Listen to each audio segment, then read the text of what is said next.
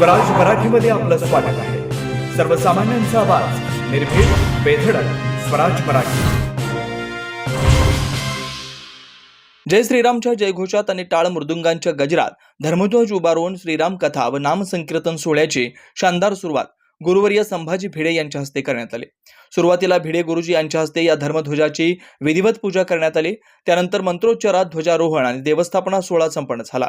त्यानंतर ध्वजाचे विधिवत पूजन करून संभाजीराव भिडे गुरुजी यांच्या शुभ हस्ते ध्वजाची उभारणी करण्यात आली।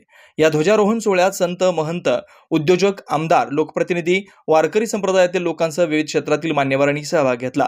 यावेळी संभाजीराव भिडे गुरुजी, मनोहर काका सारडा, सुधीर गाडगे, सुरेश खाडे, सत्यजित देशमुख, दादासाहेब पाटील, हार्दिक सारडा, सिद्धार्थ घाडगे, लक्ष्मण नवलाई, राहुल डोके पाटील यांच्यासह सोहळा समितीचे सदस्य आणि श्रीराम भक्त मोठ्या संख्येने उपस्थित होते।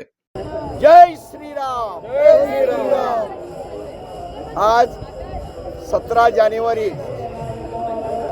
आज ध्वजारोहणाचा नियोजित कार्यक्रम, अनेक मान्यवर, सगळे संत, महंत, सत्पुरुष व सर्व आमदार, खासदार, आजी माजी यांच्या उपस्थितीत, अनेक उद्योजक, वारकरी संप्रदायाचे हजारो लोकांच्या उपस्थितीत आज हा ध्वजारोहणाचा एक अद्भुत कार्यक्रम इथं अत्यंत उत्साहाने सुसंपन्न झाला।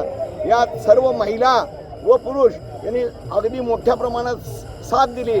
वृंदावरून आलेल्या अनेक संतांच्या मुखातून अगदी मंत्रोच्चाराने मुखोल्लास झाला।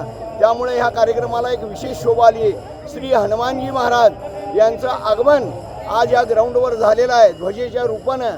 तर या कार्यक्रमामध्ये आता 27 तारखेपर्यंत अनेक विविध कार्यक्रम आहेत। उद्याला शोभायात्रा आहे, 20 तारखेला राम जन्म, 22 तारखेला राम विवाह आणि 26 तारखेला रामराज्याभिषेक आणि महादिंडी ही 27 तारखेला सुरुवात होणार आहे। हे महादिंडीचं दर्शन अत्यंत अद्भुत आपल्याला करायचं आहे। सर्व भाविकांना विनंती की आपण यामध्ये सम्मिलित व्हा।